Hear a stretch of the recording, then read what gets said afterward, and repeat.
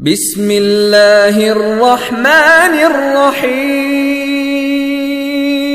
قل هذه سبيلي أدعو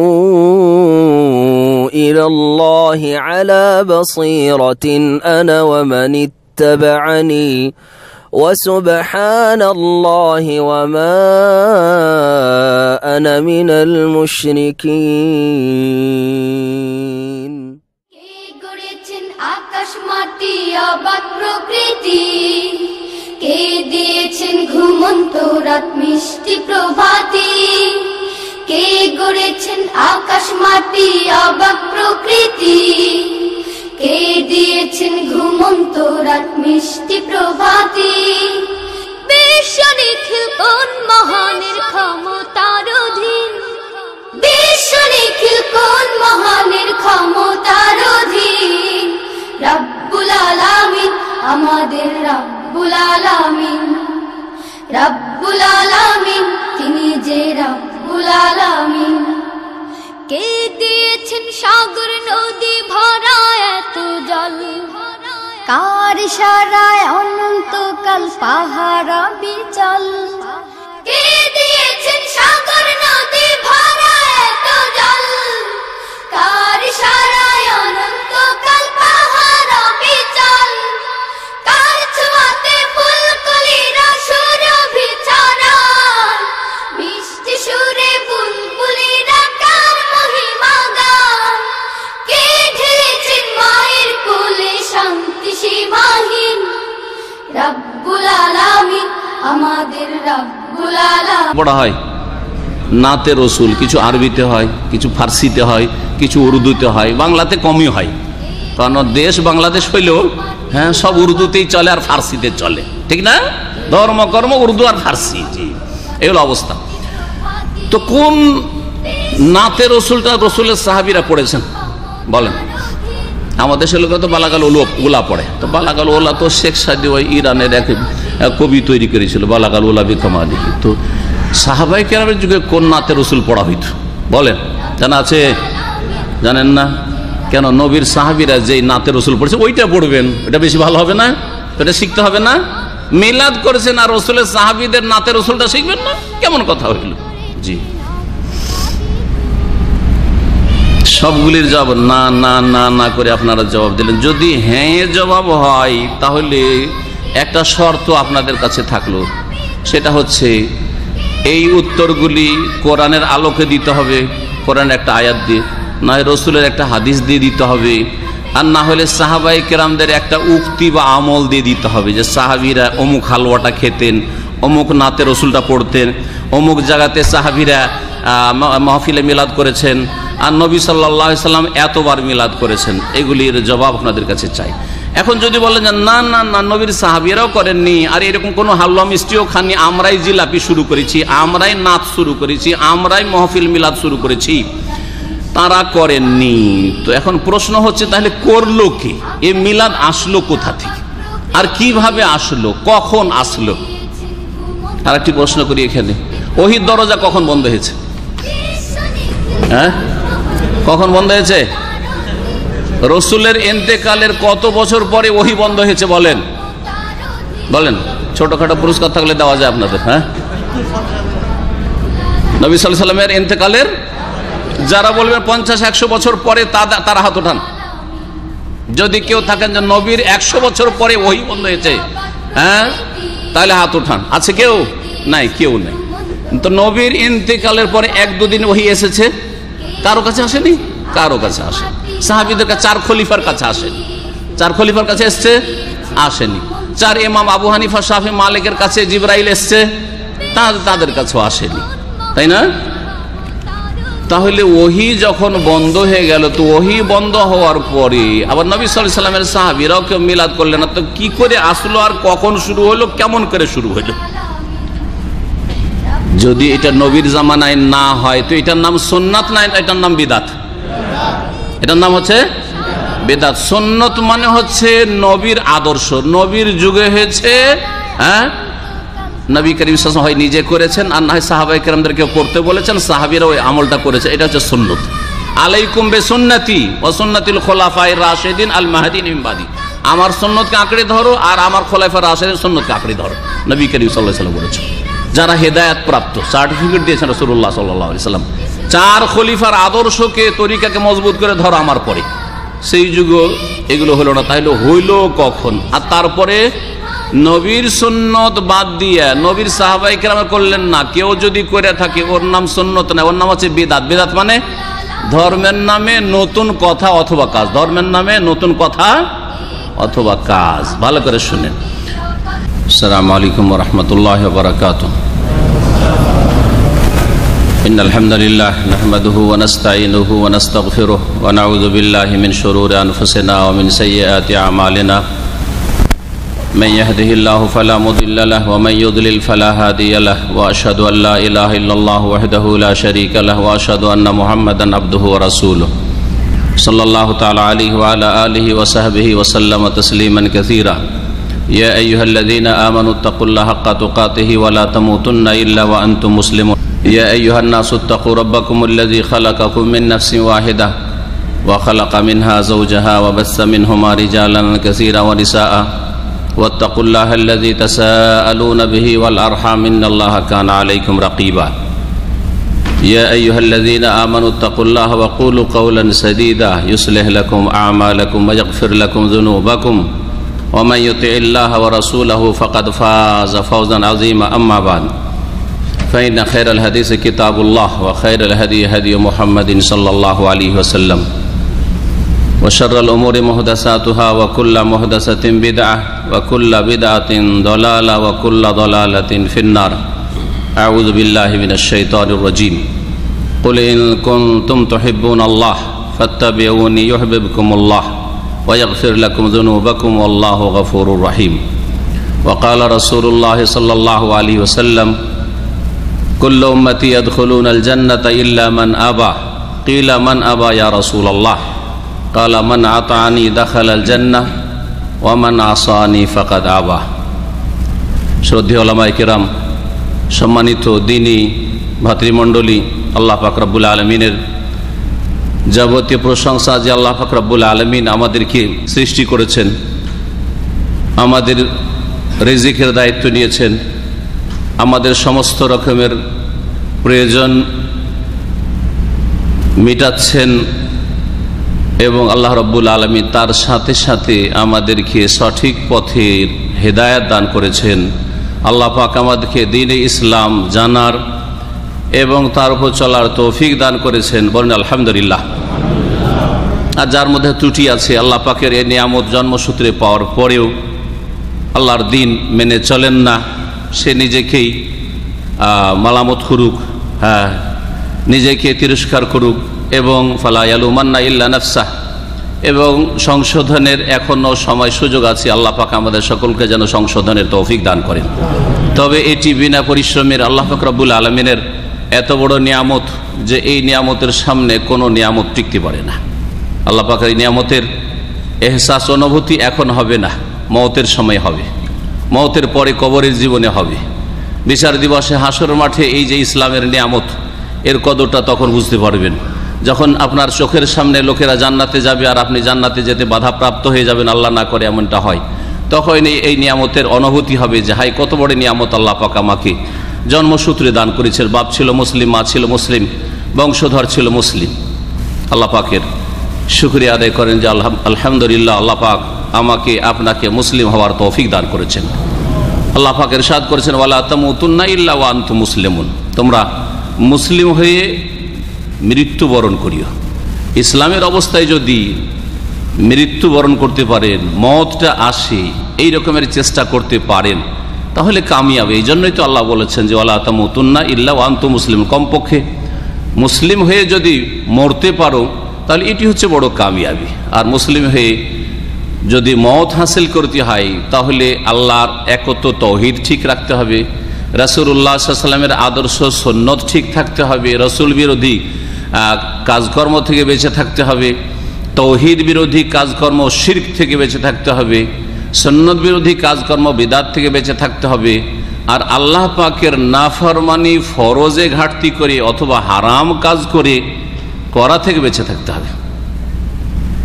এতটুকু যদি করতে পারেন তো দিন সহজ। নবী মুহাম্মদ রাসূলুল্লাহ সাল্লাল্লাহু আলাইহি ওয়াসাল্লাম বলেছেন আদ-দীনু ইউসরুন, দিন ইসলাম খুব সহজ, দিন ইসলাম হচ্ছে খুব সহজ। কিন্তু আসলে আমরা এই সহজ বিষয়টাকে জানি না। সহজ রাস্তাও যদি জানা না থাকে তো অনেক জটিল। এটা বুঝতে পারবেন এখানে আশেপাশে থেকে আপনারা আসছেন অনেকে, কিন্তু এই মসজিদ চিনেন না, নতুন যেহেতু কয়েক মাস থেকে চালু হয়েছে, রাত দিন এখান থেকে ঘোরাফেরা করছেন। তারপরে কোনখানে মসজিদটা, কোন রাস্তা দিয়ে যাব, তারপরে কয়েকবার করে বুঝিয়েও বুঝতে পারছেন না এই রাস্তা দিয়ে যাবেন, এই রাস্তা দিয়ে, তারপরেও বুঝতে পারছেন না। অথচ এমন দূরে নয়, হ্যাঁ, পায়ে হেঁটে যদি আসেন সিকো মার্কেট থেকে তো 10 মিনিটও লাগবে না। তারপরে জটিল কিনা, কিন্তু রাস্তা যদি চেনা থাকে তো এখান থেকে দামাম থেকে খোবারে গিয়েও সহজ, বাহরাইনে গিয়েও সহজ, রিয়াজে গিয়েও সহজ। মক্কার রাস্তা সবচেয়ে বেশ মুশকিল লাগতো আমাকে, সবচেয়ে বেশি মুশকিল লাগতো। মদিনাও থেকেছি, মক্কাতেও অল্প সময় মাঝে মাঝেই গিয়েছি, কিন্তু মুশকিল লাগতো। কিন্তু কয়েকবার ওখানে ওই হজের মৌসুমে ডিউটি করার পরে মক্কার রাস্তা এখন সহজ লাগে। তো যার রাস্তা জানা থাকে তার জন্য সহজ। ঠিক দিন ইসলাম ঠিক ওই রকমই। দিন ইসলাম সম্পর্কে অধিকাংশ মুসলিমরা শিখেও না আর গরজও মনে করে না, যার ফলে তার জন্য দিনের বিধিবিধান খুব মুশকিল, জটিল। নামাজ পড়াটাই যেন মুশকিল, জান্নাতের কাজ করাই মুশকিল, কিন্তু জাহান্নামের কাজ করা খুব সহজ। তো দিন সহজ নবী করিম সাল্লাল্লাহু আলাইহি ওয়াসাল্লাম বলেছেন। আল্লাহ পাক রব্বুল আলামিন যেন সেই দিন পালন করার তৌফিক দান করেন। আজকে রবিউল আউয়াল মাসের কত তারিখ? 4 তারিখ। 4 তারিখ সৌদি আরবে রবিউল আউয়াল মাসের 4 তারিখ। এই রবিউল আউয়াল মাসে আমাদের দেশে বিশেষ একটি উৎসব হয় যার নাম ঈদ বলা হয়। এই বিষয়টি সম্পর্কে একজন মুসলিম হিসাবে আপনাকে জানতে হবে। একজন মুসলিম হিসাবে আপনাকে জানতে হবে যে আপনি প্রত্যেক দিনে, প্রত্যেক সপ্তাহে, প্রত্যেক মাসে কোন কোন ইবাদত বন্দেগীগুলি করবেন আর কোনটা করবেন না। যেমন আপনি একজন মুসলিম হিসাবে জানছেন যে ঈদুল ফিতর আপনাকে জানতে হবে, ঈদুল আজহা আপনাকে জানতে হবে, হজের মৌসুম হজ কখন হয় তা জানছেন আপনি, রোজা রমজান কখন, রোজার মাস সেটা জানছেন আপনি। ঠিক তেমনই এই রবিউল আউয়াল মাসে আপনার কিছু করার আছে কি নেই এটাও জানতে হবে। এটা কিসের ভিত্তিতে জানবেন?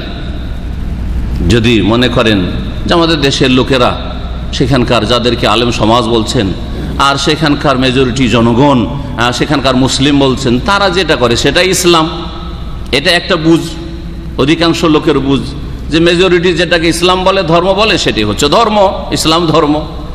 আর একটা বুঝ হচ্ছে যে যেটাকে আল্লাহ ইসলাম বলেছেন, আল্লাহ দিন ধর্ম বলেছেন, তার রাসূল সাল্লাল্লাহু আলাইহি সাল্লাম দিন ধর্ম বলেছেন, সেটা হচ্ছে দিন ধর্ম। এখন আপনার মগজে কোনটা আছে এটা হচ্ছে প্রশ্ন, এর উত্তর আপনাকে খুঁজতে হবে। বলুন তো দেখি এই দুটোর মধ্যে কোনটা উত্তর ঠিক? যে ভারত, বাংলাদেশ, পাকিস্তানের অধিকাংশ আলেম সমাজ বা অধিকাংশ জনগণ বা সবাই যদি বলে যে এটা ধর্ম, এটার নাম ধর্ম, নাকি এর বিপরীত যদি আল্লাহ রাব্বুল আলামিন কোনো একটিকে বলেন যে এইটা হচ্ছে ধর্মের কাজ, রাসূল সাল্লাল্লাহু আলাইহি ওয়াসাল্লাম যদি বলেন যে এইটা হচ্ছে ধর্মের কাজ, ইসলামের কাজ, কোনটা ধর্মের কাজ, কোনটা ইসলামের কাজ? হ্যাঁ, প্রত্যেক যুগে যারা রসুলের সাথে থেকেছে তাদের সংখ্যা বেশি না রসুলের বিরোধীদের সংখ্যা বেশি? বিরোধীদের সংখ্যা বেশি। প্রত্যেক যুগে ভালো কাজ যারা করেছে তাদের সংখ্যা বেশি না মন্দ কাজ যারা করে তাদের সংখ্যা বেশি? মন্দ কাজ যারা করে তাদের সংখ্যা বেশি প্রত্যেক যুগে, প্রত্যেক যুগে। এবং এটা কোরআনে কারীমে স্পষ্টভাবে আল্লাহ পাক রব্বুল আলামিন বর্ণনা করেছেন, ওয়া কালিলুম মিন ইবাদিয়াশ শাকুর, অল্প কিছু লোক শুকরগুজার বান্দা হবে, ওয়া আকসারুহুমুল কাফিরুন, অধিকাংশ কাফের হবে, ওয়া আকসারুহুমুল ফাসিকুন, অধিকাংশ পাপাচারী হবে, অধিকাংশ পাপিষ্ট হবে, ফাসিক নাফরমান হবে, ওয়া আকসারুহুম মুশরিকুন ওয়া মা ইউমিনু আকসারুহুম বিল্লাহি ইল্লা ওয়া হুম মুশরিকুন, অধিকাংশ লোক ঈমান ইসলামের দাবি করেও তারা শিরকে লিপ্ত থাকবে। মেজরিটি মুশরিক হবে, মেজরিটি ফাসিক হবে, মেজরিটি কাফের হবে, মেজরিটি ওয়া আকসারুহুম লা ইয়ালামুন, অধিকাংশ লোক অজ্ঞ হবে, জানবে না। এসব কথা কোরআনে বহু জায়গায় বর্ণনা করা হয়েছে।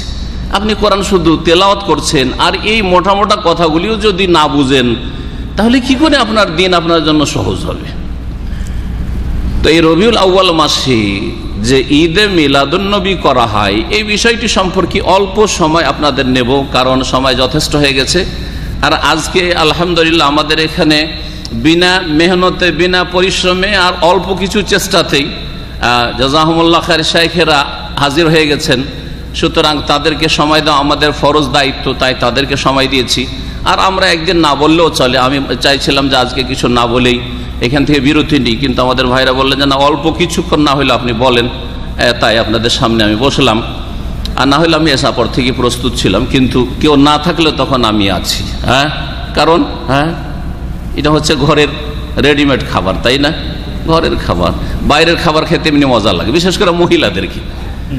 যাদের ফ্যামিলি আছে জিজ্ঞেস করে দেখবেন যে তোমাদের পাক শাক করে খেতে বেশি মজা লাগে না শুয়ে থেকে একটা দাওয়াত পেয়ে গেলে ফিরি ফিরি আর আরামে খেতে পেলে ওইটা বেশি মজা লাগে। পুরুষদের চাইতে বেশি দেখেছি যে মহিলারা বলে যে ফিরি ফিরি খেতে পেলে ওইটাই বেশি মজা লাগে, কারণ খাটতে হইলো না, ছুটতে হইলো না, মেহনত করতে হইলো না, পাকের ঘরে যেতে হইলো না, কষ্ট করতে হইলো না, চুলা ছুঁতে হইলো না, আগুনের তাপ লাগলো না, তাই না, ধোঁয়া লাগলো না। ওদের মজা লাগে, আমাদের মজা লাগে না, আবার আমাদের বাড়িরটাই মজা লাগে। জি, কারণ আমাদের তো মেহনত করতে হয় না, ফিরি ফিরি খাই আমরা। জি হ্যাঁ।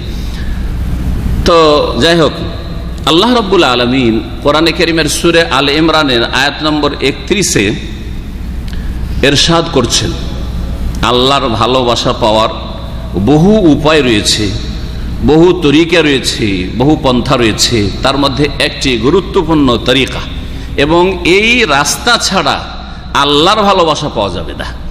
আর আপনি আল্লাহকে ভালোবাসার যদি দাবি করেন আর এই রাস্তা বাদ দিয়ে দাবি করেন, তাহলে আপনার দাবিটা আপনি মিথ্যাবাদী। মহান আল্লাহ ইরশাদ করছেন, কুল ইন কুনতুম তুহিব্বুন আল্লাহ ফাত্তাবিউনি ইউহিব্বুকুমুল্লাহ। হে নবী মুহাম্মদ সাল্লাল্লাহু আলাইহি ওয়াসাল্লাম, তাদেরকে বলে দাও, মানব জাতিকে জানিয়ে দাও, ইন কুনতুম তুহিব্বুন আল্লাহ, যদি তোমরা আল্লাহকে ভালোবাসো এবং এই ভালোবাসার দাবি তোমাদের থাকে।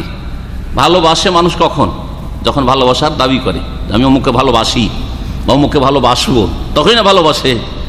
আগে সংকল্প করে যে ভালোবাসবো, নিয়ত করে যে ভালোবাসবো, তারপরে ভালোবাসে, আর তারপরে দাবি করে। তো আল্লাহ পাক বলছেন যে তোমরা যদি এই দাবি করো যে আমরা আল্লাহকে ভালোবাসি, আর প্রত্যেক মুসলিম, যত মুসলিমদের দল উপদল আছে আর যত রকমের তরিকাওয়ালা আছে, সকলেই দাবি করে যে তারা আল্লাহকে ভালোবাসে, রাসূলকে শুধু ভালোবাসে না, তারা সবচেয়ে বেশি ভালোবাসে। প্রত্যেক দল বলে যে আমরা সবচেয়ে বেশি আল্লাহকে ভালোবাসি, আল্লাহ রসুলকে ভালোবাসি।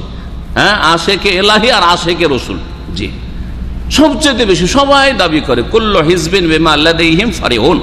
আল্লাহ কোরআন এখানে বলছেন যে প্রত্যেকটি দল, যখন অনেক দল পয়দা হয়ে যায়, তখন প্রত্যেকটি দল আনন্দিত থাকে তাদের মতবাদ নিয়ে, তাদের মতাদর্শ নিয়ে, তাদের তরিকা নিয়ে, যে আমরা এই তরিকাতে আল্লাহকে সবচেয়ে বেশি ভালোবাসি, এই তরিকার মাধ্যমে আমরা রসুলকে সবচেয়ে বেশি ভালোবাসি।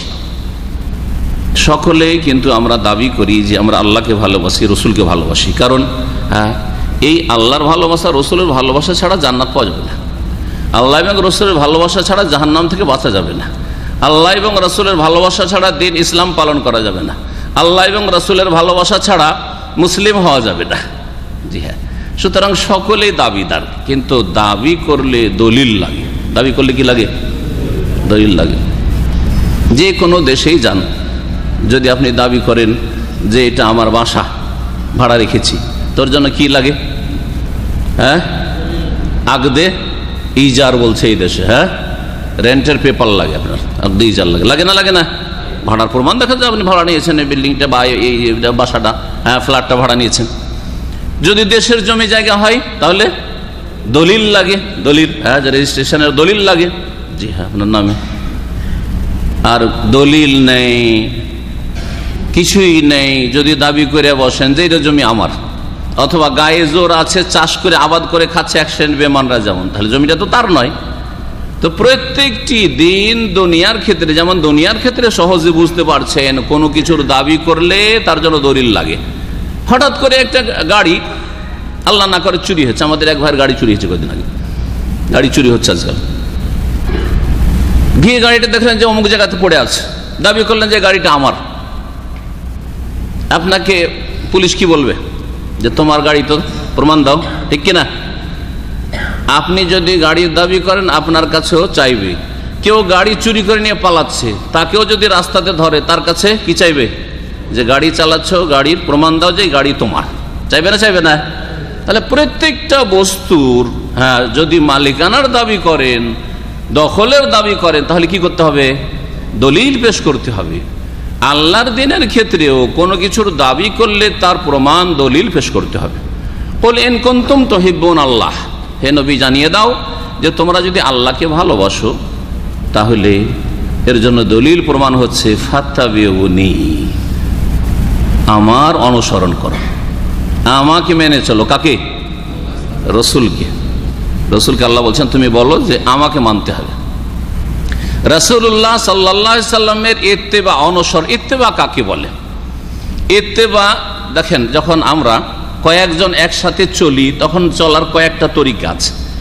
কয়েকজন একসাথে চলি আর একজন আমাদের মধ্যে বড়জন আছে, তখন একটা তরিকা হলো যে বড় ব্যক্তিকে মাঝখানে রেখে সামনে কিছু লোক চলে যাচ্ছে।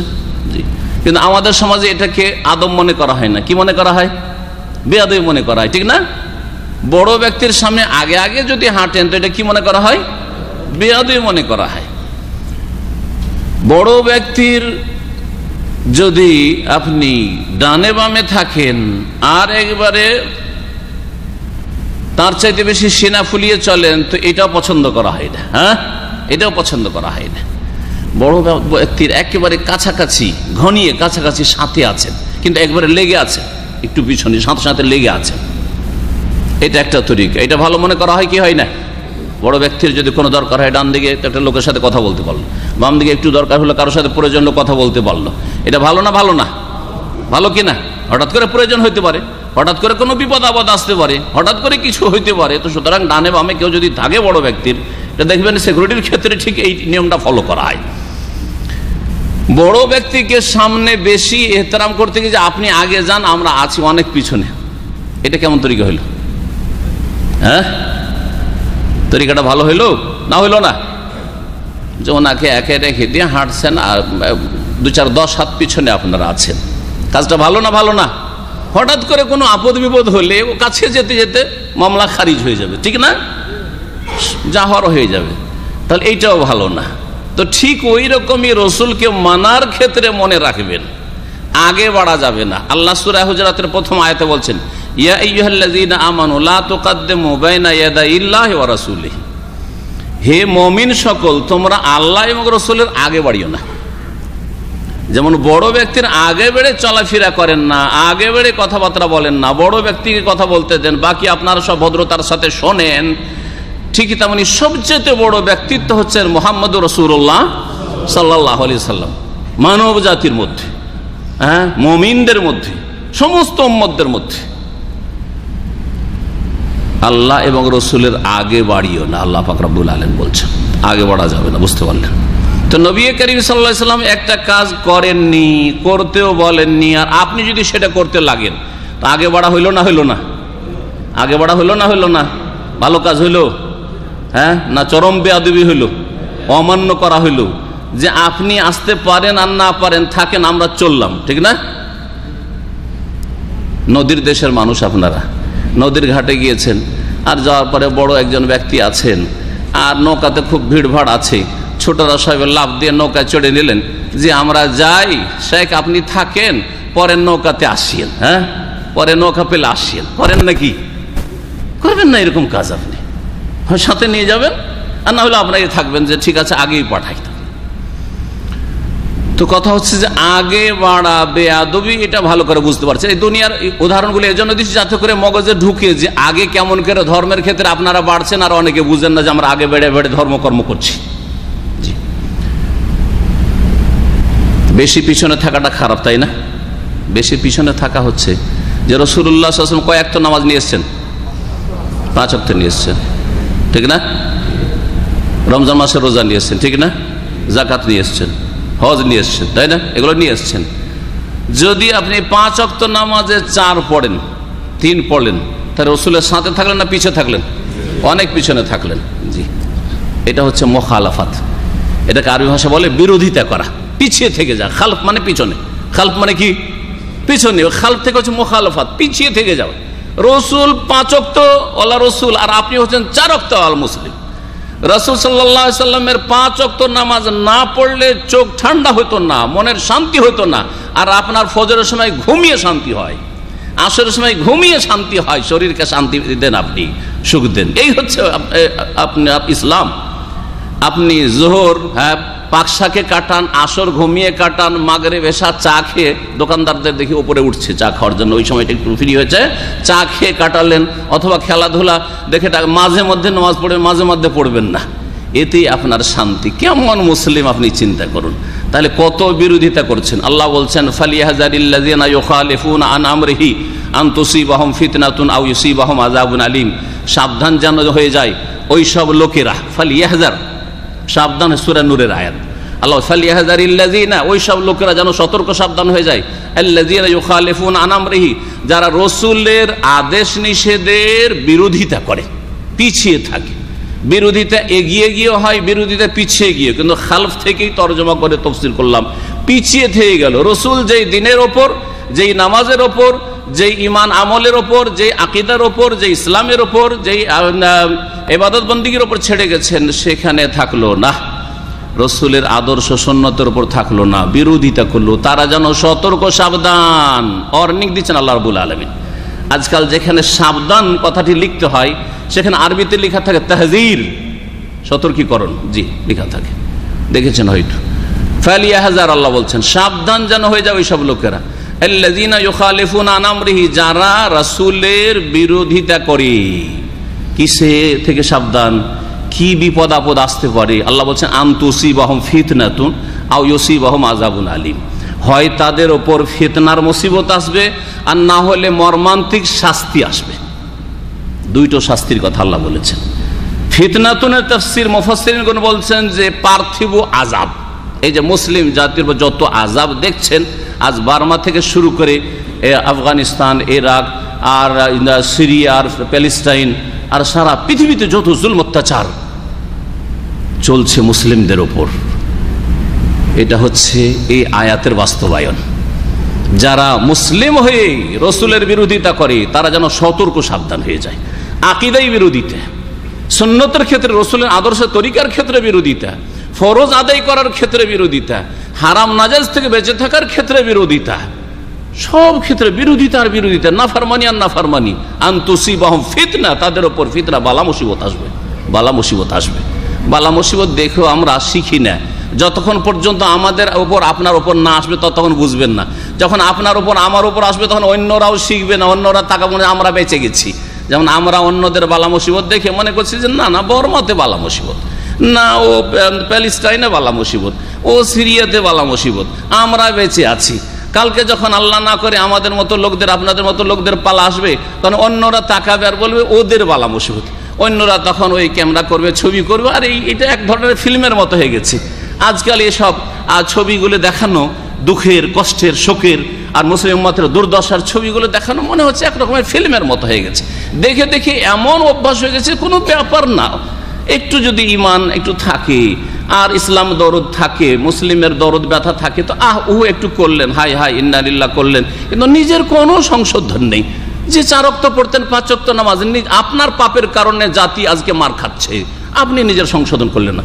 আপনার পরিবারের পাপের কারণে জাতি মার খাচ্ছে, আপনার তাওহীদের জায়গায় শিরক করার কারণে জাতি মার খাচ্ছে, আপনার সুন্নত অনুসারে চলার জায়গায় বিদআত করার জন্য জাতি মার খাচ্ছে, আপনার নামাজ ত্যাগের কারণে, নামাজে ঘাটতির কারণে জাতি মার খাচ্ছে। আর আজকে তাদের পালা এসছে, কালকে আপনাদের পালা আসবে, না হুঁশ নেই। যতক্ষণ পর্যন্ত মার নিজেদের ওপর না পড়বে ততক্ষণ আমাদের হুঁশ আসে না, আমাদের ঘুম ভাগে না। এত গাফিলতির ঘুমে আমরা বিভোর হয়ে আছি। আল্লাহ পাক আমাদের বুঝার তৌফিক দান করেন। আন তুসিবাহুম ফিতনাতুন আও ইউসিবাহুম আযাবুন আলীম। আযাবুন আলীম হচ্ছে মরণের পরের আযাব, মারাত্মক আযাব, যন্ত্রণাদায়ক আযাব। আল্লাহ পাক রব্বুল বলছেন আখিরাতের আযাবকে বলা হয়েছে কোরআনে কারীমে। তো আল্লাহ পাক রব্বুল যেন দুনিয়ার আযাব থেকে আমাদেরকে রক্ষা করেন, বালা মুসিবত থেকে রক্ষা করেন, আর আখিরাতের বালা মুসিবত থেকে আল্লাহ পাক যেন জাহান্নামের আযাব থেকে রক্ষা করেন। বলছিলাম যে ইন কুনতুম তুহিব্বুন আল্লাহ, তোমরা যদি আল্লাহকে ভালোবাসো, তো ফাত্তাবিউনি, নবীর অনুসরণ করো। নবীর অনুসরণ করতে হবে, এটা হচ্ছে প্রমাণ। আপনার ইসলামের জীবনে আপনি যে মুসলিম, যদি নবীকে মেনে চলেন তাহলে আপনি যে আল্লাহকে ভালোবাসেন, এতে আপনার অন্তরে সততা আছে, আপনি সত্যবাদী, সত্যি আপনি কথা বলছেন মুসলিম। আসলে আপনি যে রসুলকে মেনে চলছেন তার মানে আল্লাহকে ভালোবাসেন আপনি, রসুলকে মানেন না তার মানে আল্লাহকে ভালোবাসেন না আপনি। যদি আল্লাহকে ভালোবাসার দাবিতে সত্যবাদী হন, রসুলের অনুসরণের মাধ্যমে দলিল প্রমাণ পেশ করে দেন, তাহলে বদলা একটা কাজ করলেন ডবল আল্লাহ বদলা দেবেন। আল্লাহর কাছে কম নেই, সমান সমানও নেই। ইউহিব্বুকুমুল্লাহ, আল্লাহ তোমাদেরকে ভালোবাসবে। আল্লাহকে ভালোবাসলে আর ভালোবাসেও এই জন্য এর দাবিতে দলিল পেশ করলে নবীকে মেনে নেওয়ার দলিল আর মেনে চলার দলিল। সুতরাং আল্লাহ তোমাদেরকেও ভালোবাসতে লাগবেন। ওয়াগফির লাকুম যুনুবাকুম, আর দ্বিতীয় পুরস্কার হচ্ছে যে তোমাদের গুনাহগুলিকে আল্লাহ মাফ করে দেবেন। একটা কাজ করলেন, দুটো বদলা পেলেন। সুবহানাল্লাহ। জি, আল্লাহ পাক রব্বুল যেন আমাদের গুনাহ খাতা মাফ করে দেন, রসুলকে মানার তৌফিক দান করেন। রাসূলুল্লাহ সাল্লাল্লাহু আলাইহি ওয়াসাল্লামকে মানলে জান্নাত পাবেন ইনশাআল্লাহ। আর যদি রসুলের নাফরমানি করেন আর জান্নাতের আশা করে বসে থাকেন, কখনো জান্নাত পাওয়া যাবে না। সহিহ বুখারীতে একটি হাদিস রয়েছে, পীর মুহাম্মদ রাসূলুল্লাহ সাল্লাল্লাহু আলাইহি ওয়াসাল্লাম বলছেন, কুল্লু উম্মতি ইয়াদখুলুনাল জান্নাহ, আমার উম্মতের সকলেই জান্নাত যাবে। এতটুকু বলে যদি থেকে যায় তাহলে খুশির শেষ নাই। আরে আল্লাহর ইবাদত করি, আল্লাহকে সিজদা করি আর কবরে সিজদা করি, জান্নাত যাবই। কুল্লু উম্মতি ইয়াদখুলুনাল জান্নাহ, ঠিক না? ওরা তো উম্মতের দাবিদার। হ্যাঁ, আল্লাহর কথা মানি, রসুলের কথা মানি, আর ওই পীরের মুরিদ হয়ে পীর সাহেবের কথা মানি, জান্নাত তো পাবই। হ্যাঁ, কোরআন হাদিসের কথা মানি আর মুরব্বির কথা অন্ধভাবে মানি, জান্নাত তো পাবই। হ্যাঁ, সুন্নতি কাজ করি আর বেদাতি কাজ করি, জান্নাত তো পাবই, কারণ আমার উম্মতের সকলে জান্নাতে যাবে, ঠিক না? জি, নামাজ পড়ি আর না পড়ি, নবী বলেছেন কুল্লু উম্মতি ইয়াদখুলুনাল জান্নাহ, আমার উম্মতের সকলে জান্নাতে যাবে। তো জান্নাতে তো যাবো, তো বেনামাজিও আশা করে বসে আছে জান্নাতে যাবো। তার রাসূল কি বলছেন? ইল্লা মান আবা, কুল্লু উম্মতি ইয়াদখুলুনাল জান্নাহ ইল্লা, ইল্লা মানে কিন্তু, তবে মান আবা, যে অস্বীকার করলো। আমার উম্মতের সকলে জান্নাতে যেতে পারবে, তবে যে অস্বীকার করলো, জান্নাতে যেতে অস্বীকার, জান্নাতে যেতে অস্বীকার। সাহাবারা আশ্চর্য হলেন যে কোন পাগল আছে যে জান্নাতে যেতে অস্বীকার করবে। কিলা মান আবা ইয়া রাসূলুল্লাহ, সাহাবীরা জিজ্ঞেস করলেন, ইয়া রাসূলুল্লাহ, হে আল্লাহর রাসূল, কে অস্বীকার করবে? কে এমন আছে অস্বীকারী? জান্নাতে যাব না, জান্নাতের রাস্তায় যাব না, সেই রাস্তায় চলবো না, আমি এই রাস্তায় চলবো, এমন কে আছে? কিলা মান আবা, কালা রাসূলুল্লাহ সাল্লাল্লাহু আলাইহি ওয়াসাল্লাম বললেন, মান আতাআনি দাখালাল জান্নাহ, যে আমাকে মানলো, মেনে চললো, সে জান্নাতে যাবে। সে হচ্ছে আমার উম্মতের লোক, আসলে সে জান্নাতে যাবে। ওমান আসানি, আর যে আমার নাফরমানি করলো, যে আমার বিরুদ্ধাচরণ করলো, আমার বিরোধিতা করলো, আমার তরিকাই চললো না, ফাকাদ আবা, সে জান্নাতে যেতে অস্বীকার করলো। সে বলছে না, যাবো না, রসুলের সাথে দুনিয়াতেও থাকবো না, সুতরাং আখিরাতেও থাকতে পারবে না। স্বাভাবিক কথা, যারা রসুলকে মানলো তারা রসুলের সাথে আছে কিনা, যুক্তি দিয়ে বুঝেন। আর যারা রসুলকে মানলো না দুনিয়াতে, তারা রসুলের সাথে আছে। দুনিয়াতে যখন রসুলের সাথে থাকলো না, তো আখিরাতে কি করে রসুলের সাথে থাকবে? থাকতে পারে? কখনো থাকতে পারে না। মুহাম্মদ রাসূলুল্লাহ সাল্লাল্লাহু আলাইহি ওয়াসাল্লাম বলেছেন, এই মর্মে অনেকগুলি হাদিস রয়েছে, একটা অংশ বলি শুধু। আল মারউ মা মান আহাব্বা ইয়াউমাল কিয়ামাতে, প্রত্যেক মানুষ যে যাকে ভালোবাসে তার সাথে কিয়ামতের দিন উঠবে, তার সাথে তার হাসর হবে, তার সাথে থাকবে। তাহলে যদি রসুলকে ভালোবাসেন আর রসুলকে ভালোবাসার দাবি পেশ করতে পারেন, আল্লাহকে ভালোবাসার দাবি পেশ করতে পারেন, সেটা হচ্ছে রসুলকে মানা, রসুলের আনুগত্য করা, রসুলের অনুসরণ করা, তাহলে দুনিয়াতেও রসুলের সাথে যেহেতু থাকলেন, সেই জন্য জান্নাতেও রাসূলুল্লাহ সাল্লাল্লাহু আলাইহি ওয়াসাল্লামের সাথে থাকবেন। আর যদি দুনিয়াতে রাসূলুল্লাহ সাল্লাল্লাহু আলাইহি ওয়াসাল্লামের সাথে না থাকেন, তাহলে আখিরাতেও রাসূলুল্লাহ সাল্লাল্লাহু আলাইহি ওয়াসাল্লামের সাথে উঠতে পারবেন না। কার সাথে উঠবেন? যার ভক্ত ছিলেন, কোন ধর্মগুরুর ভক্ত ছিলেন বা রাজনৈতিক গুরুর ভক্ত ছিলেন, অথবা অর্থনীতিবিদ কোন গুরু ছিল তার ভক্ত ছিলেন, পেট পূজার ভক্ত, পয়সার ভক্ত ছিলেন, কিসের ভক্ত ছিলেন সেটা আপনি বুঝেন। যার যে ভক্ত তার সাথে কিয়ামতের দিন উঠবে। সম্মানিত ভাতৃমণ্ডলী, সুতরাং মনে রাখবেন যে রাসূলুল্লাহ সাল্লাল্লাহু আলাইহি ওয়াসাল্লামকে জীবনের প্রতিটি ক্ষেত্রে মানতে হবে, তাহলে জান্নাত পাওয়া যাবে। আর যদি রাসূলুল্লাহ সাল্লাল্লাহু আলাইহি ওয়াসাল্লামকে না মানেন তাহলে জান্নাত পাওয়া যাবে না। এই মিলাদ সম্পর্কে দু চারটি প্রশ্ন করব আপনাকে। এই প্রশ্ন, এটা আপনাদের প্রতিযোগিতা থাকলো প্রশ্ন। প্রথম প্রশ্ন হচ্ছে যে নবী মুহাম্মদুর রাসূলুল্লাহ সাল্লাল্লাহু আলাইহি ওয়াসাল্লাম তার বয়স কত বছর বয়স? 63 বছর। কত বছর বয়সে নবী হয়েছেন? বছর বয়সে নবী হয়ে কত বছর বেঁচেছেন? 23 বছর। 23 বছরে রবিউল আউয়াল মাস কতবার এসেছে? 23 বার এসেছে। এখন প্রশ্ন হচ্ছে যে রাসূলুল্লাহ সাল্লাল্লাহু আলাইহি ওয়াসাল্লাম তার ইসলামের জীবনে কত বছর তিনি তার ঈদে মিলাদুন নবী করেছেন? যারা বলছেন আগে জিজ্ঞেস করি যে একবার করেছেন অথবা 2 বার করেছেন বা 23 বার করেছেন, তারা হাত ওঠান। যদি কোনো ভাই থাকেন যে রাসূলুল্লাহ 23 বছর নবী হয়ে থেকেছেন, আগেরটা বাদ দিলাম, কারণ আগে তো ওহী আসেনি, তাই না? তো ওইটা বাদ দিয়ে দিলাম। 23 বছর তো ওহী এসছে। কোরআনের সূরা ইকরা বিসমি থেকে শুরু করে বাকি যতগুলি সূরা আছে, সূরা ফাতিহা থেকে সূরা নাস পর্যন্ত, এই 23 বছরে নাযিল হয়েছে। ওহীর জীবন, নবুয়তের জীবন, রিসালাতের জীবন। 23 বছরে 23টা মাস এই রবিউল আউয়াল মাস এসেছে না আসেনি? এসেছে। 23 বার সুযোগ সুবিধা এসেছে ঈদ মিলাদুন নবী করার। এখন আমার প্রশ্ন হচ্ছে যে এই 23 বছরে কত বছর তিনি করেছেন? 1 বছর, 2 বছর, না 10 বছর, না 23 বছরই করেছেন, প্রতি বছর করেছেন? এই সম্পর্কে যারা বলতে পারবেন একটু হাত উঠান। জি, সৌদি আরবে হাত উঠাবেন না, কিন্তু দেশে গেলে সবই জি ঠিক না বে ঠিক বলছে, ঠিক দিবেন একবারে টাই না লম্বা করে, ঠিক না? আউযুবিল্লাহ। আমাদের এক ভাই বলছিলেন কালকে যে শিরক কুফরি কথা বলছি, আর সবকে বলছে যে আচ্ছা বলেন নবীকে মহব্বত করে, মানে মহব্বত মানে নবীর ঈদ মিলাদুন নবী ধরেন বা এই ধরনের, হ্যাঁ, নবীকে মহব্বত করে অথবা ওলিয়া আউলিয়াকে মহব্বত করে, মানে ওলিয়া আউলিয়াকে সিজদা করে, কবরকে সিজদা করে যদি আল্লাহ বলে জাহান্নামে যেতে হবে, তো রাজি আছেন কি না? রেডি আছেন? বলছে হ্যাঁ, জাহান্নামে যাবে। আউযুবিল্লাহ বলছে জি তো জি। এই বক্তাও মূর্খ জাহেল আর শ্রোতাও ওই একই শ্রেণীর সব। যাওফাত তালিব ওয়াল মাতলুব, যেমন বক্তা তেমন শ্রোতা, বুঝেন আর না বুঝেন জি জি জি। এটা তো মানুষের কথা না, এটা তো জ্ঞানীর কথা নয়। আমি বুঝে সুঝে কথা বলবো, যেটা আমার বিবেকে ধরে সেটা কথা বলবো। এটা কেমন কথা হলো?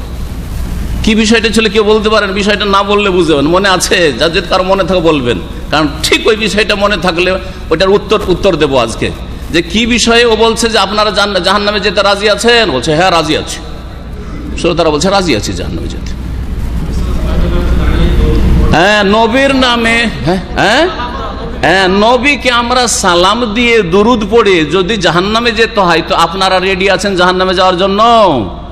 তো জাতি শ্রোতা এমন বলছে হ্যাঁ রেডি আছি জাহান্নামে। যদি আল্লাহ বলে যে তোর নবীর ওপর, হ্যাঁ, তুই আমার নবীর ওপর দুরুদ কেন পড়েছিস, তুই জাহান্নামে যাওয়ার জন্য প্রস্তুত আছি। কথা বুঝতে পেরেছেন কিভাবে কানাক হাইকোর্ট দেখাচ্ছে? আচ্ছা, নবীর ওপর দুরুদ পাঠ করাটা ইবাদত না ইবাদত নয়? দুনিয়ার কাজ না ধর্মীয় কাজ? দুনিয়ার কাজ। আপনার জমির চাষাবাদ যে এই মাথা থেকে শুরু করলাম না ওই মাথা থেকে শুরু করলাম, আপনার ইচ্ছে, ঠিক কিনা? আমি আবাদ করলাম, 1 ফসল করলাম, না হয় 3 ফসল করলাম, আপনার ইচ্ছে, না হয় খালি ফেলে রাখলাম, কেউ জিজ্ঞেস করবে না, করবে? এটা ধর্ম, তাই না? দুরুদ পড়াটা ধর্ম কিনা? তো ধর্ম কার তরিকায় পালন করতে হবে? রসুলের তরিকায়। তো রসুল দুরুদ পড়েছেন না পড়েননি? রসুলের সাহাবীরা দুরুদ পড়েছেন না পড়েননি? তো আপনাকে রসুলের সাহাবীদের তরিকায় দুরুদ পড়তে হবে না আপনার তরিকায় পড়তে হবে? এবার বুঝতে পেরেছেন? এখন ও বিদাতি তরিকায় কিয়াম করে দাঁড়িয়ে ইয়া নবী সালাম আলাইকে পড়াচ্ছে, আর বলছে এই দুরুদ পড়ার জন্য, এই মিলাদ পড়ার জন্য যদি আল্লাহ আমাদেরকে জাহান্নামে যেতে বলে, তো জাহান্নামে যেতে রেডি আছেন কিনা? মূর্খ সমাজ বলছে হ্যাঁ রেডি আছে। আল্লাহ দুরুদ পড়ার জন্য জাহান্নামে দেবেন না, এই বিদাত করার জন্য জাহান্নামে দেবেন। এবার বুঝতে পেরেছেন? দাঁড়িয়ে কোন সাহাবী পড়েছেন এটা প্রমাণ করেন, ইয়া নবী সালাম আলাইক। কোন সাহাবী বালাগাল উলাবি কামালিহি পড়েছেন? জি, বুঝা গেছে? হ্যাঁ, আপনার এই বিদাত করার জন্য জাহান্নামে দেবেন, কারণ কুল্লু বিদাতিন দালালা, প্রত্যেক বিদাত হচ্ছে গুমরাহি, আর প্রত্যেক গুমরাহির পরের নাম গুমরাহি, মানে কি রাস্তা হারিয়ে দেওয়া। জান্নাতের রাস্তা হারিয়ে গেছে, জান্নাতের রাস্তা হারিয়ে গেছে। রাস্তা দুটা, একটা হচ্ছে জান্নাতের রাস্তা, একটা জাহান্নামের রাস্তা। জান্নাতের রাস্তা যখন হারিয়ে গেছে কোনখানে গিয়ে আছাড় খেয়ে পড়বেন? কুল্লু দালালাতিন ফিন্নার। সুতরাং রাস্তা যখন হারিয়ে গেছে তো জাহান্নামে পড়তে হবে গিয়ে। এটা হচ্ছে কথা, এটা হচ্ছে নবীর খুতবা। ভালো করে শুনেন, আপনি দুরুদ পড়বেন। দুরুদ যখন ইবাদত তো রসুলের তরিকায় পড়তে হবে। দুরুদ পড়বেন, দুরুদ কার কাছে দরখাস্ত করছেন? আল্লাহুম্মা সাল্লি আলা মুহাম্মদ, হে আল্লাহ তুমি রহমত বর্ষণ করো কার উপর? মুহাম্মদের সাল্লাল্লাহু আলাইহি সাল্লামের উপর। দুরুদ পড়ছেন, চাইছেন কার কাছে? চাইবেন আল্লাহর কাছে। তরিকাটা কার হবে? রসুলের হবে। আমল কবুল হওয়ার জন্য দুটো শর্ত ভালো করে শুনে রাখেন। কাজটা কার জন্য হইতে হবে? ধর্মের কাজটা কার জন্য হইতে হবে? আল্লাহর সন্তুষ্টির জন্য হইতে হবে। রাস্তাটা, তরিকাটা কার হইতে হবে? রাসূলুল্লাহ সাল্লাল্লাহু আলাইহি ওয়াসাল্লামের হইতে হবে। কবরে যখন আপনারা মাইয়াতকে রাখেন তখন কোন দোয়া পড়েন? বিসমিল্লাহে ওয়া আলা মিল্লাতে রাসূলিল্লাহ। কোনদিন 126 তরিকার পড়েছেন নাকি? বিসমিল্লাহে ওয়া আলা চিস্তিয়া পড়েছেন? বিসমিল্লাহে তারপরে ওয়ালা মুজাদ্দিদিয়া পড়েছেন? বিসমিল্লাহে কাদেরিয়া সাবেরিয়া পড়েছেন?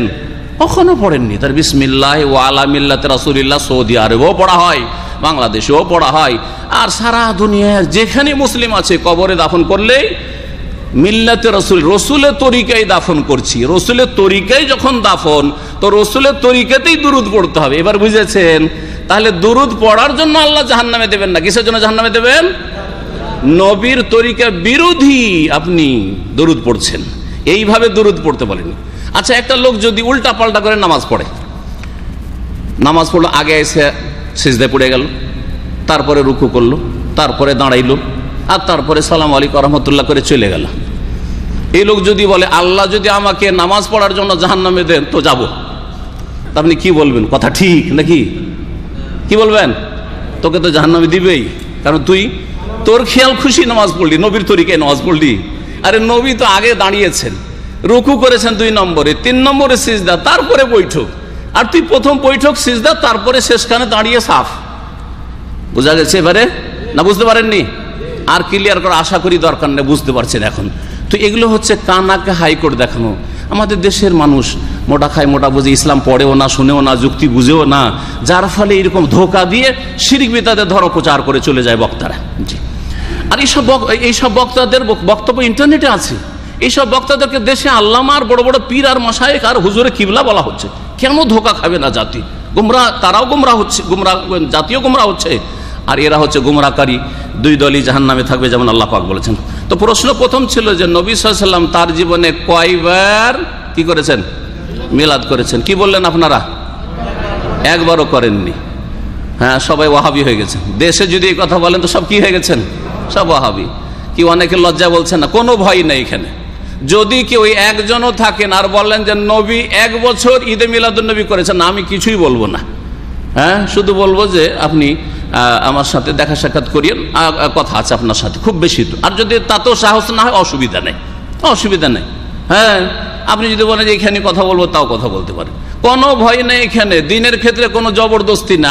আপনার মগজ ফিরাইতে না পারি তো খামাখাতে আপনার মুখ বন্ধ করে লাভ নেই। আপনার যদি দিল অন্তরকে ফিরাইতে না পারি কোরআন হাদিসের দিকে, তাহলে আপনার মুখ বন্ধ করে তার লাভ নেই, কারণ আপনার অন্তরে ওই শিরক বিদআতের ধর্ম বসে আছে, লাভ কিছু করতে পারবো না। এই জন্য আসল হচ্ছে মানুষের অন্তরকে ফিরানো। আপনাকে, আপনার অন্তরকে কোরআন এবং হাদিসের দিকে ফিরাতে চাইছি, আল্লাহ যেন তৌফিক দান করেন। 2 নম্বর প্রশ্ন হচ্ছে যে সাহাবীরা তো মিলাদ করেছেন না করেননি? করেছেন। হ্যাঁ, সাহাবীরা যে মিলাদটা করতেন, ঈদে মিলাদুন নবী, কোন জায়গাতে করেছেন? মসজিদে নববীতে, না ঈদগাহে, না আর কোন মসজিদে, না ওই খন্দকের কাছে, না কোন মসজিদে করেছেন? জি, কোন জায়গায় করেছেন বলেন দেখি। নবী সাল্লাল্লাহু আলাইহি ওয়াসাল্লাম ঈদে মিলাদুন নবী সাহাবীরা যে শিখলেন আর করলেন, ওইটা কোন জায়গায় হয়েছিল? মদিনায় না মক্কায়? কোন জায়গাতে জানা আছে? জানা আছে কারো? হয়েছে কিন্তু জানা নাই নাকি?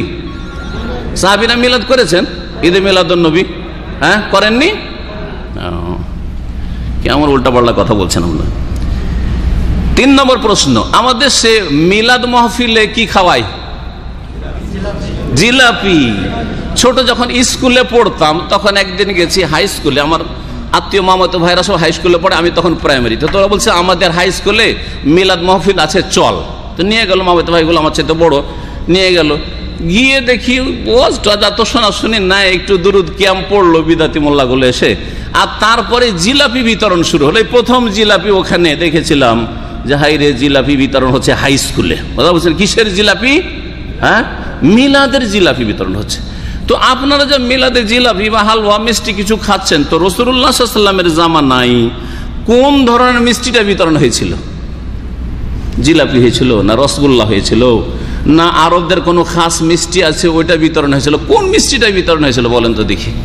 জি হ্যাঁ, এই প্রশ্নগুলো আপনারা নিজেরা যদি জবাব দিতে পারেন দিবেন, আর না হলে যারা আপনাদের হুজুররা মিলাদ করে আপনাদের বাড়িতে এসে, ওদের বাড়িতে মিলাদ করে না, কারণ ওদের বাড়ি মিলাদ হইলে তো ওদের বাড়ির পয়সা যাবে।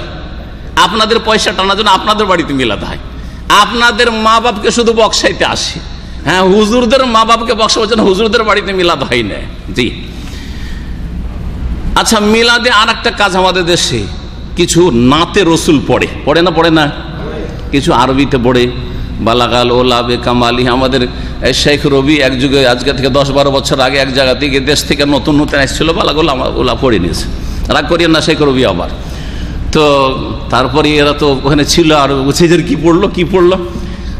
তো যাই হোক, দেশে এমন শিক্ষা আছে যে দেশে ভেজাল মুক্ত হওয়া বড় মুশকিল। আল্লাহ সৌদি আরব না নিয়ে আসলে আমাদের মতো লোকও কিছু কিছু ভেজাল থেকেই যেত আমাদের মধ্যে। কথা বুঝতে পেরেছেন?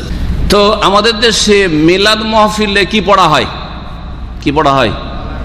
নাতে রসুল। কিছু আরবিতে হয়, কিছু ফার্সিতে হয়, কিছু উর্দুতে হয়, বাংলাতে কমই হয়।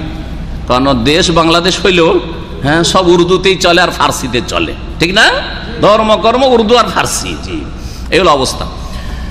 তো কোন নাতে রসুলটা রসুলের সাহাবীরা পড়েছেন বলেন?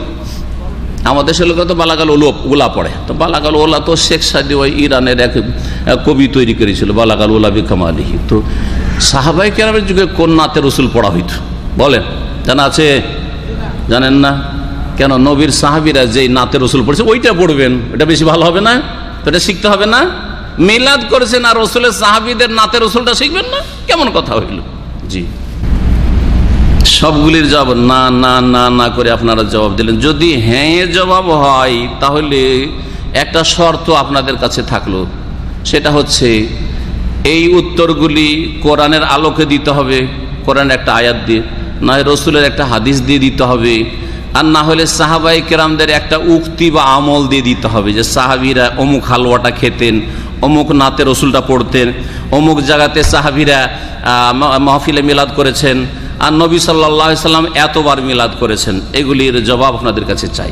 এখন যদি বলেন যে না না না নবীর সাহাবীরাও করেননি, আর এরকম কোনো হালুয়া মিষ্টিও খাননি, আমরাই জিলাপি শুরু করেছি, আমরাই নাচ শুরু করেছি, আমরাই মাহফিল মিলাদ শুরু করেছি, তারা করেননি। তো এখন প্রশ্ন হচ্ছে তাহলে করলো কে? এই মিলাদ আসলো কোথা থেকে, আর কিভাবে আসলো, কখন আসলো? আর একটি প্রশ্ন করি এখানে, ওহীর দরজা কখন বন্ধ হয়েছে? হ্যাঁ, কখন বন্ধ হয়েছে? রসুলের ইন্তেকালের কত বছর পরে ওহী বন্ধ হয়েছে বলেন? বলেন, ছোটখাটো পুরস্কার থাকলে দেওয়া যায় আপনাদের। হ্যাঁ, নবী সাল্লাল্লাহু আলাইহি সাল্লামের ইন্তেকালের যারা বলবেন 50-100 বছর পরে, তারা হাত ওঠান। যদি কেউ থাকেন যে নবীর 100 বছর পরে ওহী বন্ধ হয়েছে, হ্যাঁ, তাহলে হাত ওঠান। আছে কেউ? নাই, কেউ নাই। তো নবীর ইন্তেকালের পরে 1-2 দিন ওহী এসেছে, কারো কাছে আসেনি? কারো কাছে আসে। সাহাবীদের কাছে 4 খলিফার কাছে আসেনি। 4 খলিফার কাছে এসছে? আসেনি। 4 ইমাম আবু হানিফা, শাফি, মালিকের কাছে জিবরাইল এসছে, তাদের কাছেও আসেনি, তাই না? তাহলে ওহী যখন বন্ধ হয়ে গেল, তো ওহী বন্ধ হওয়ার পরে আবার নবী সাল্লাল্লাহু আলাইহি সাল্লামের সাহাবীরাও কেউ মিলাদ করলেন না, তো কি করে আসলো আর কখন শুরু হলো, কেমন করে শুরু হলো?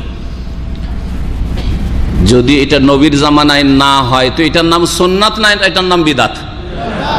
এটার নাম হচ্ছে বিদআত। সুন্নাত মানে হচ্ছে নবীর আদর্শ, নবীর যুগে হয়েছে, হ্যাঁ, নবী করিম সাল্লাল্লাহু আলাইহি ওয়াসাল্লাম হয় নিজে করেছেন, আর না হয় সাহাবায়ে কেরামদেরকে করতে বলেছেন, সাহাবীরা ওই আমলটা করেছে, এটা হচ্ছে সুন্নাত। আলাইকুম বিসুন্নতি ওয়া সুন্নাতিল খুলাফায়ে রাশিদিন আল মাহদিন মিন বাদি। আমার সুন্নতকে আঁকড়ে ধরো আর আমার খোলাফায়ে রাশিদিন সুন্নতকে আঁকড়ে ধরো, নবী করিম সাল্লাল্লাহু আলাইহি ওয়াসাল্লাম বলেছেন। যারা হেদায়েত প্রাপ্ত, সার্টিফিকেট দিয়েছেন রাসূলুল্লাহ সাল্লাল্লাহু আলাইহি ওয়াসাল্লাম, 4 খলিফার আদর্শকে, তরিকাকে মজবুত করে ধরো আমার পরে। সেই যুগে এগুলো হলো না, তাহলে হইল কখন? আর তারপরে নবীর সুন্নত বাদ দিয়ে নবীর সাহাবায়ে কেরাম করলেন না, কেউ যদি করে থাকে ওর নাম সুন্নত না, ওর নাম হচ্ছে বিদআত। বিদআত মানে ধর্মের নামে নতুন কথা অথবা কাজ, ধর্মের নামে নতুন কথা অথবা কাজ। ভালো করে শুনেন, ঈদ কয়টা আমাদের? দুইটা। কি কি? ঈদুল ফিতর, ঈদুল আজহা। বাংলাদেশে কয়টা ঈদ? ঈদে মিলাদুন্নবী হয় না? ঈদে মিলাদুন্নবীতে বেশি ধুমধাম হয় না ঈদুল ফিতরে বেশি ধুমধাম হয়? ঈদে মিলাদুন্নবীতে বেশি ধুমধাম হয়। দেখছেন শয়তান কিভাবে সাকসেস, জিন শয়তান মানুষ শয়তান এমন ভাবে কামিয়াব হয়েছে যে যেটা আল্লাহর দেওয়া ঈদ, ঈদুল ফিতর, ঈদুল আজহা, ওতে অত খরচ করি না যত খরচ হয় 12 রবিউল আউয়াল, যত ধুমধাম হয় রাষ্ট্রীয়ভাবে হোক আর সামাজিকভাবে হোক আর পারিবারিকভাবে হোক আর অর্থের অপচয় করে হোক, এই বিদআতের কাজে কত যে খরচ হচ্ছে আর কত যে শ্রম সেখানে লাগানো হচ্ছে। আল্লাহ যেন বুঝার তৌফিক দান করেন। তাহলে এখন সময় মেলা এগিয়ে গেছে, শেষ করতে যাচ্ছি। এখন আপনাদের শুনিয়ে দিই যে এই মিলাদ শুরু হইল কখন। নবী সাল্লাল্লাহু আলাইহি ওয়াসাল্লামের জামানাতে হইল না, সাহাবীদের আমলে হইল না, তাবেঈনদের আমলে হইল না, তাবেঈনদের আমলে হইল না। স্বর্ণযুগ শেষ। যেই তিনটা যুগকে নবী সাল্লাল্লাহু আলাইহি ওয়াসাল্লাম কি বলেছেন? স্বর্ণযুগ বলেছেন। খায়রুল করুন, শ্রেষ্ঠ যুগ শেষ হইল না।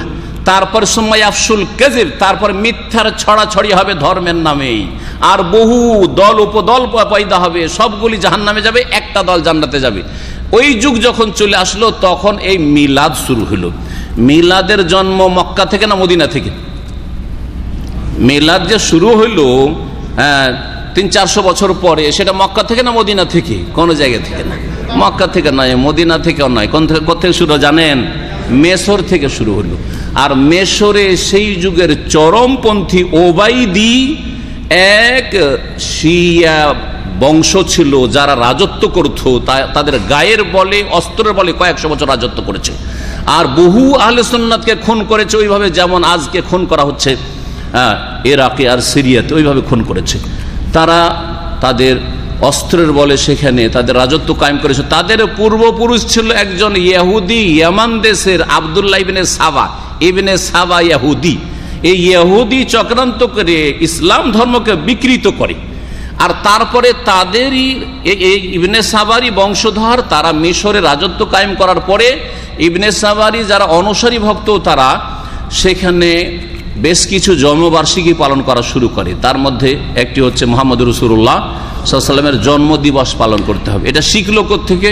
না কোরআন থেকে, না হাদিস থেকে, না সাহাবীদের আমল থেকে, না 4 খলিফার আমল থেকে, না 4 ইমামের আমল থেকে। 4 ইমামের যুগও চলে গেছে।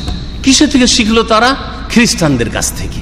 এখনো মিশরে বহু খ্রিস্টান আছে, আপনারা জানেন হয়তো অনেকে, যারা এখানে এতে দেখছেন বিভিন্ন কোম্পানিতে। এই খ্রিস্টানরা পাশাপাশি বাস করতো। এরা বড়দিন পালন করতো 25শে ডিসেম্বর, তাদের বড়দিন ক্রিসমাস ডে। এই ক্রিসমাস ডে পালন করতো 25শে ডিসেম্বরকে তারা ধারণা করে, তাদের একটা ভ্রান্ত ধারণা, তাদের কাছে কোনো প্রুফ নাই যে 25শে ডিসেম্বর ঈসা আলাইহিস সালামের জন্মদিবস, এরও কোনো প্রমাণ নেই তাদের কাছে, কিন্তু তারা কল্পিতভাবে এটা পালন করে যাচ্ছে বিশ্বে। 25শে ডিসেম্বর ওরা পালন করছে, আর আমরা রসুলের মহব্বত করি, রসুলের কেন জন্মদিবস পালন করব না? দেখলেন শিক্ষা কার কাছ থেকে? খ্রিস্টানদের কাছ থেকে নেওয়া। তোরা যদি ঈসা আলাইহিস সালামের জন্মদিবস পালন করিস তো আমরা কেন রসুলুল্লাহর করব না? সুতরাং আমরাও 12 রবিউল আউয়ালে শুরু করলাম, বোঝা গেছে। আর বাই ফোর্স, জবরদস্তি, কারণ শাসক এটা শুরু করলো, জবরদস্তি করা লোক সেখানে। ওখানে কিছুদিন চললো, মাঝখানে স্থগিত হয়েছিল, তারপর আবার শুরু হলো। সেখানে মুইজুদ্দৌলা নামে এক কুখ্যাত ছিল, আর সে এই কাজটি শুরু করেছিল। তারপর সুন্নিরা সতর্ক, সুন্নিরা করতে চায়নি। হানাফি, শাফি, মালিকি, হাম্বলি, সুন্নি যারা কোরআন হাদিসের অনুসারী তারা করতে চায়নি। কিন্তু সুন্নিদের মধ্যে এই রোগ দেখা দিল 7ম শতাব্দীতে ইরাকের আরবিল শহরে। এখানে একজন সুন্নি বিদাতি শাসক আর তার সাথে একজন বিদাতি মোল্লা। বিদাতি মোল্লা যদি হয়, বিদাতি শাসক, দুটোই যদি বিদাতি হয় তো ধর্মের 12টা বাজিয়ে ছাড়বে, ধর্মের 12টা বাজিয়ে ছাড়বে, বুঝতে পেরেছেন? এইরকমই 12টা বাজিয়েছিল। তখন এই সুন্নিরা ইরাকে প্রথম মিলাদ চালু করলো 7ম শতাব্দী, মানে 600 বছর ধরে হয়নি। রাসূলুল্লাহ সাল্লাল্লাহু আলাইহি ওয়াসাল্লামের পরে 600 বছর ধরে এই মিলাদ করা চালু হয়নি। ইসলামের ইতিহাস হচ্ছে কত বছর? 1438 বছর, তাই না? 1438 হিজরি, 600 বছর হয়নি। তাহলে এই মিলাদের বয়স কত? রসুলের 600 বছর পরে, তাহলে কত বয়স হলো? 800, তাই না? 8 6 14।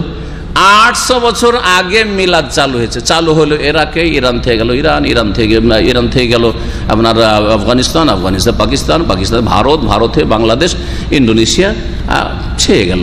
মানুষ যে যেখানে অজ্ঞ, নবীর মহব্বত করে কিন্তু ইসলাম বুঝে না। নবীর মহব্বত তো করে, মহব্বত আছে, নবীর জন্য কিছুই করতে পারি না, আর নবীর তরিকে চলতেও পারি না, নামাজটাও ঠিক করে পড়তে পারি না, আর ইসলাম ধর্ম ঠিকভাবে পালন করতে পারি না, নবীকে সারা বছর স্মরণ করতে পারিনি, একটা দিন তো স্মরণ করি। এই ভালো যুক্তি দিয়ে শয়তান তাদেরকে মিলাদ শুরু করিয়ে দিল। এই মিলাদের বয়স হচ্ছে 800 বছর, আর ইসলামের বয়স হচ্ছে 1400 বছর। আল্লাহ পাক যেন আমাদের সকলকে বুঝার তৌফিক দান করেন, আর এই রকমের বিদাত আর গুমরাহি থেকে বেঁচে থাকার তৌফিক দান করেন। কারণ বিদাত হচ্ছে গুমরাহি, আর গুমরাহির পরিণাম জাহান্নাম। আল্লাহ পাক আমাদেরকে হেদায়েত রাখেন, এবং আল্লাহ পাক রব্বুল আলামিন ওই সব গুমরাহদেরকে যারা ভুল পথে রয়েছে তাদেরকে হেদায়েতের পথে নিয়ে আসেন। আল্লাহ পাক আমাদেরকে হেদায়েতের পর গুমরাহির দিকে না ঠেনে দেন। আমাদের সমস্ত অনিষ্ট বালা মুসিবত থেকে হেফাজতে রাখেন। যেসব ভাইয়েরা বোনেরা এখানে হাজির হয়েছে, আল্লাহ পাক তাদেরকে যেন উত্তম প্রতিদান দান করেন। আল্লাহ পাক তাদেরকে যেন হেফাজতে রাখেন। তাদের রুজিতে আল্লাহ পাক বরকত দান করেন। তাদেরকে আল্লাহ পাক সুস্থতা যেন দান করেন। তাদের ছেলে মেয়েদেরকে আল্লাহ পাক নেক করেন। আল্লাহ পাক রব্বুল আলামিন তাদের দুনিয়া আখিরাতে যেন সুখী করেন। আমাদের সকলকে আল্লাহ পাক জান্নাতুল ফিরদাউস যেন দান করেন। আর শেষখানে আমাদের শেখ ভাইদের শুকরিয়া আদায় করি, জাযাহুমুল্লাহ খায়র। আল্লাহ তাদের যেন জাযায়ে খায়র দান করেন, তাদের দিনের কথায় যেন বরকত দান করেন, তাদের দাওয়াতে আল্লাহ পাক যেন বরকত দান করেন, এবং তাদেরকে আল্লাহ পাক যেন সম্মানিত মর্যাদা দান করেন, সম্মানের স্থান আল্লাহ পাক যেন জান্নাতুল ফিরদাউসে দান করেন। ওয়া সাল্লাল্লাহু ওয়া সাল্লামা নবিয়ানা মুহাম্মদ ওয়া আলা আলিহি ওয়া সাহবিহি আজমাইন।